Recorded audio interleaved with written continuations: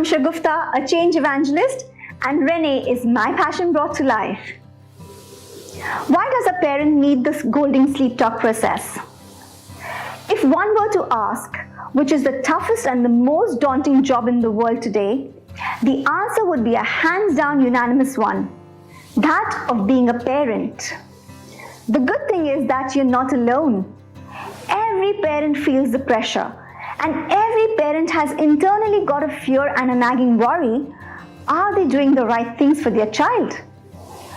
We as parents tend to protect our children against the difficulties of life. We try to shield them against the hardships and challenges that they would face in their growing environment. Now, should we shield them from the difficulties and try to be the emotional cushion in their life? Or do we prepare them for it?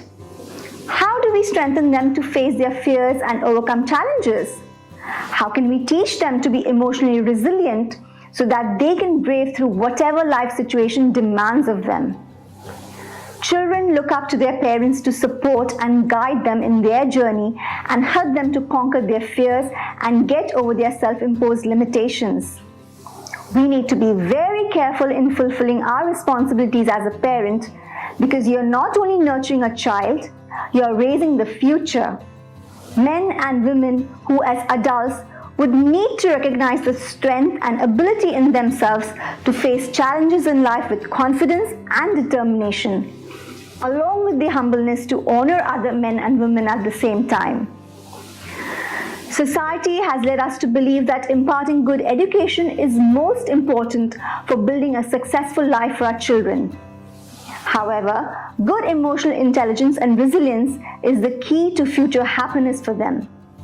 And this education and intelligence really starts with babies in the womb who are listening and feeling everything that the mother feels, and this can impact the all-round development of the child.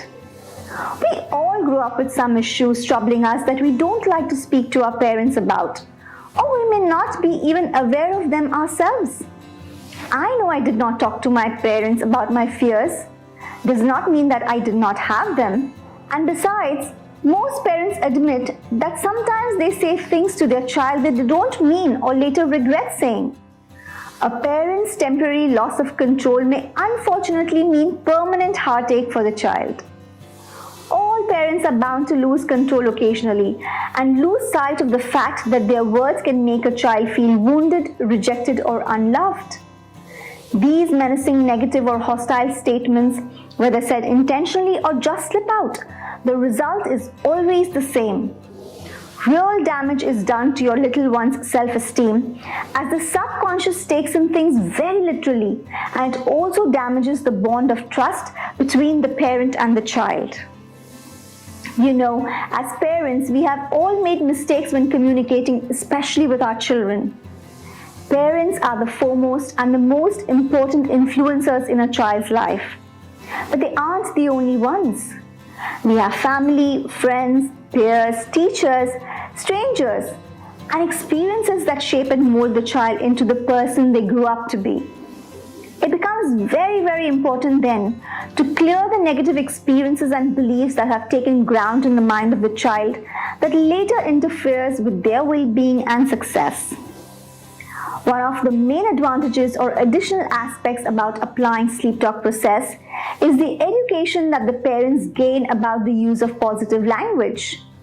The downline ramifications of change that occurs within the family unit can be quite profound and delightful, as changes are observed in other members of the family too. The sleep talk process has been described as the 2-minute gift that lasts a lifetime, and the positive changes start to become apparent after only a few days of implementing the process. It's about fertilizing your child's mind with the power of the positive and giving your child the greatest gift of all, an attitude of happiness and confident self-esteem.